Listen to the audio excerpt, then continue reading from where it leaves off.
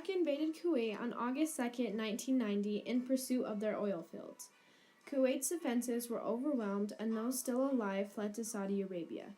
Within a couple of hours, Kuwait City had been captured, and Iraqis established a government. Iraq had gained control of about 20% of the world's oil reserves, and because of this, the coalition banned all trade with Iraq. Saddam Hussein accused Kuwait of sucking up too much oil. He didn't like how Kuwait catered to Western powers by keeping oil prices low. This was damaging Iraq. Saddam Hussein ordered 100,000 troops to the border of Kuwait. He then renewed the old claim that Kuwait was part of Iraq, giving Hussein the idea that Kuwait and its oil fields were his to control. George W. Bush saw Iraq invading Kuwait as a direct threat to the international system. Bush believed that a good solution would be to withdraw Iraqi forces from Kuwait.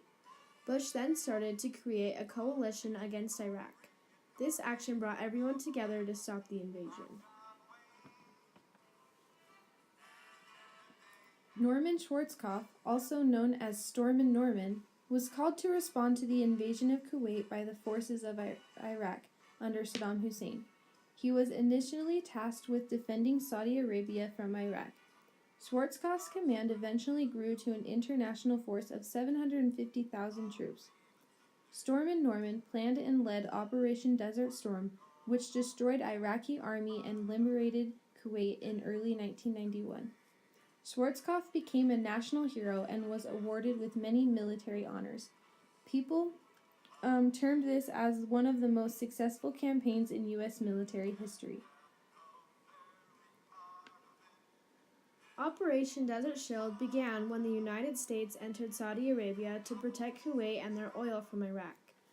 Bush authorized a dramatic increase in troops and resources in the Persian Gulf. Despite Operation Desert Shield's original intentions of protecting Saudi Arabia and Kuwait, it grew rapidly to become the largest American deployment since the Southeast Asia conflict. The United Nations told Iraq that they need to get out of Kuwait by January 15th in 1991. By the end of September in 1990, 200,000 Americans were in Saudi Arabia to encourage Iraq to meet the deadline. As January 15, 1991 passes, the United States planned to use military force, and on January 21, 1991, Congress gave President Bush the green light to use this force. President Bush knew that this was the only way Hussein would withdraw troops from Kuwait. President George W. Bush gave a speech introducing Desert Storm. Quote, Saddam Hussein was given one last chance, set forth in very explicit terms, to do what he should have done more than 6 months ago. Withdraw from Kuwait without condition or further delay and comply fully with the resolutions passed by the United Nations Security Council.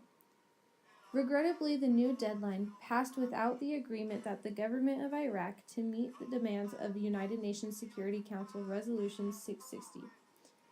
Set forth in specific terms spelled out by the coalition to withdraw unconditionally from Kuwait. To the contrary, what we have seen is a redoubling of Saddam Hussein's efforts to destroy completely Kuwait and its people. I have therefore directed General Norman Schwarzkopf, in conjunction with coalition forces, to use all forces available, including ground forces, to eject the Iraqi armies from Kuwait. Once again, this was a decision made only after extensive consultation within our coalition partnership. The liberation of Kuwait has now entered a final phase. Close quote. Their plan to use military force was implemented by an air attack called Operation Desert Storm.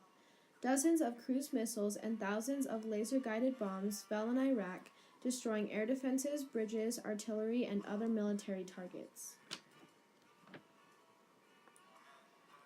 After 6 weeks of bombing Iraq, the coalition launched a massive ground attack. Lots of tanks and troops smashed through Iraqi lines defending Kuwait. Thousands of Iraqi soldiers died and more surrendered. 100 hours after the ground war began, President Bush then declared Kuwait to be liberated. Iraq then agreed to a ceasefire.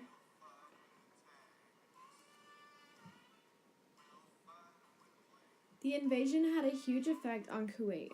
In the course of the invasion, more than half of the population had fled Kuwait. In February 1991, basic services were restored, and in May, the government opened the doors to all Kuwait citizens who wished to return. The population was divided in half by those who lived through the experience and those who fled but later returned. This experience unified all of the people of Kuwait.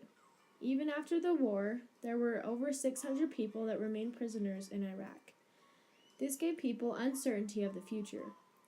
This brought a breakdown in the government's ability to enforce the widespread possession of guns and to get the fearful population to give the guns back to the state. After the months following liberation, the government recovered control of internal security and reinstated the rule of law. Many rules were changed, like the amount of foreigners allowed into Kuwait. In time, this saved the government money because there was less foreigners to pay for that the government previously had to pay for. The Persian Gulf War had a great impact on the world.